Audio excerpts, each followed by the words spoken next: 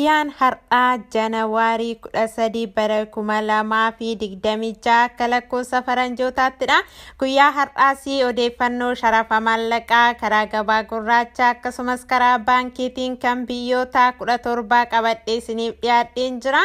Kanneen akka Awustiraaliyaa doolaaraa, Indiyaa ruupii, paawundi sterlingii, Kaanaadaa doolaaraa, Yuuroo, Ameerikaa doolaaraa, Kuweet diinaara, Saawudii riyaala, Dubaay diraama, Oomaan riyaal, Kaatar riyaal, Bahaariin diinaar, Suwis firankii, Joordaan diinaar kanneen kana fakkaatan qabadhee isiniif dhiyaadheen jira. Nagaan Waaqayyoo hunduma keessaniif haa baay'atu. Kabajamoo jaallatamoo hordoftoota chaanaalii kana baga nagaadhaan gara chaanaalii kanaatti dhuftanii obboloonni chaanaalii kanaaf haaraa taatan sabiskiraayib gochuudhaan maatiinaaf ta'a. Maatiinaaf taatanii kallattii hundumaan na jajjabeessaa kan jirtan guddaa galatoomaan isiniin jedha. Egaa sharafni maallaqaa torbee kana keessa hedduu dabaleetiniin jira. Guyyaa dheengaddaarraa guyyaa har'aas baay'ee dabaleetiniin jira. Meeqa dabalee kan jedhu waliin ilaalla.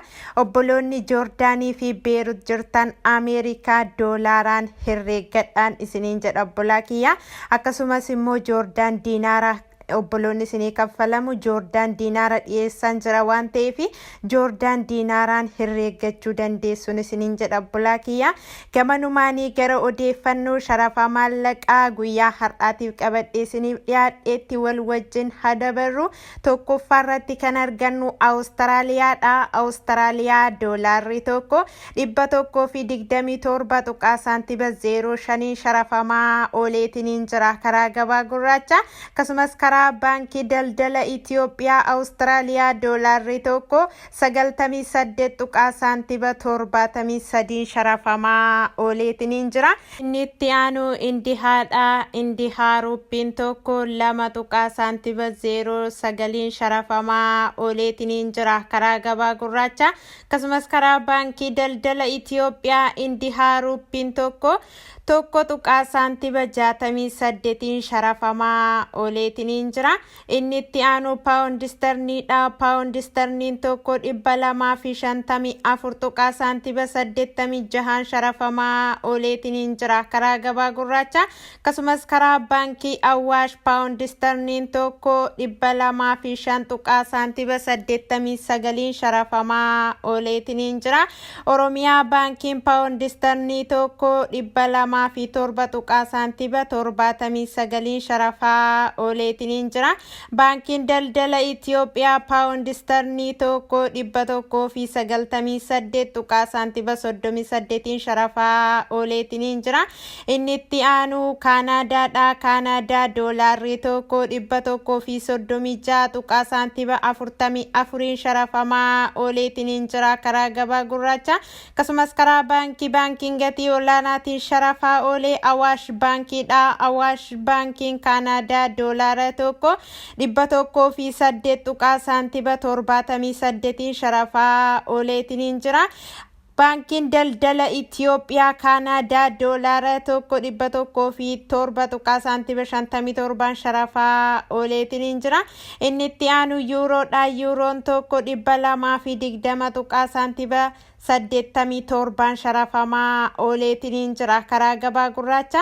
Akkasumas karaa baankiin gatii olaanaatiin sharafaa oolee Awaash baankiidha. Awaash baankii Yuuroo tokko 179 tuqaa saantiba 97 sharafaa ooleetiniin jira. Oromiyaa baankii Yuuroo tokko 177 tuqaa saantiba 04 sharafaa ooleetiniin jira. Baankiin daldala Itoophiyaa Yuuroo tokko 176 tuqaa saantiba 50 sharafaa ooleetiniin jira. Inni itti aanu Ameerikaadha. Ameerikaa doolaarri tokko 189 tuqaa saantiba 23 sharafamaa ooleetiniin jira karaa gabaa gurraacha. Akkasumas karaa baankiin gatii olaanaatiin sharafaa oolee Oromiyaa baankiidha. Oromiyaa baankiin Ameerikaa doolaara tokko 152 tuqaa saantiba 0 0.7 sharafaa ooleetiin jira. Awaash baankiin Ameerikaa doolaara tokko 151.87 sharafaa ooleetiin jira. Baankiin daldala Itoophiyaa Ameerikaa doolaara tokko 151.60 sharafaa ooleetiin jira. Itti aanu Kuweetidha. Kuweet diinaarri tokko 646.48 sharafamaa ooleetiin jira. Karaa gabaa gurraacha akkasumas karaa baankii daldala Itoophiyaa Kuweet diinaarri tokko 484.60 sharafamaa ooleetiin jira. Inni itti aanu Saawudiidha. Saawudii riyaalli tokko 50.45 sharafamaa ooleetiin jira. Karaa gabaa gurraacha akkasumas karaa baankiin gatii olaanaatiin sharafaa oolee Awaash baankiidha. Awaash baankiin Saawudii riyaala tokko 43.02 sharafaa ooleetiin jira. Oromiyaa baankiin Saawudii riyaala tokko 41.54 sharafaa ooleetiin jira. Baankiin daldala Itoophiyaa Saawudii riyaala tokko 40.40 sharafaa ooleetiin jira. Inni itti aanu Dubaayidha. Dubaay diraamni tokko 51.51 sharafamaa ooleetiin jira. Karaa gabaa gurraacha akkasumas karaa baankiin gatii olaanaatiin sharafaa oolee Awaash baankiidha. Awaash baankiin Dubaay diraamii tokko 43.96 sharafaa ooleetiin jira. Oromiyaa baankiin Dubaay diraamii tokko 42.41 sharafaa ooleetiin jira.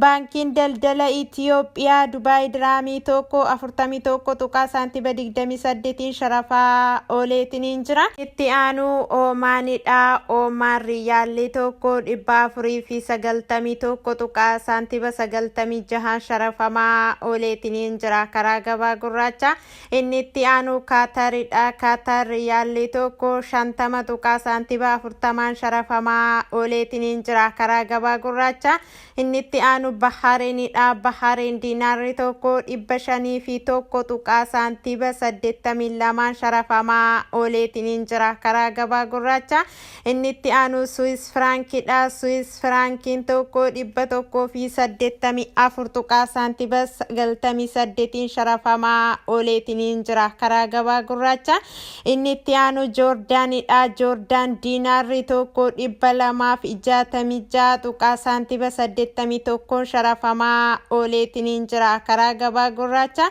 inni itti aanu Israa'elidha. Israa'el sheqel tokko 60.25 sharafamaa ooleetiin jira. Karaa gabaa gurraacha inni itti aanu Chaayinaadha. Chaayinaa heewaan tokko 27.12 sharafamaa ooleetiin jira. Karaa gabaa gurraacha akkasumas karaa baankii daldala Itoophiyaa Chaayinaa heewaan tokko 21.04 sharafamaa ooleetiin jira. Iffannoon sharafa maallaqaa guyyaa har'aatiif qabadhee isiniif dhiyaadhe kana fakkaata. Egaa torbee kana keessa sharafni maallaqaa hedduu dabaleetiin jira.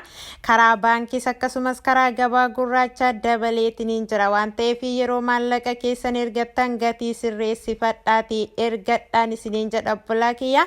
Qophiin kun yoo isinitti tole laayikii godhaa. Hiriyoottan keessan hin fayyada jettanii yoo yaaddan sheerii godhaa fi amma xumura qophii kanaatti nu wajjin waan turtaniif guddaa galatoomaa. Haga qophii biraatiin walitti deebinutti nagaa keessa tura.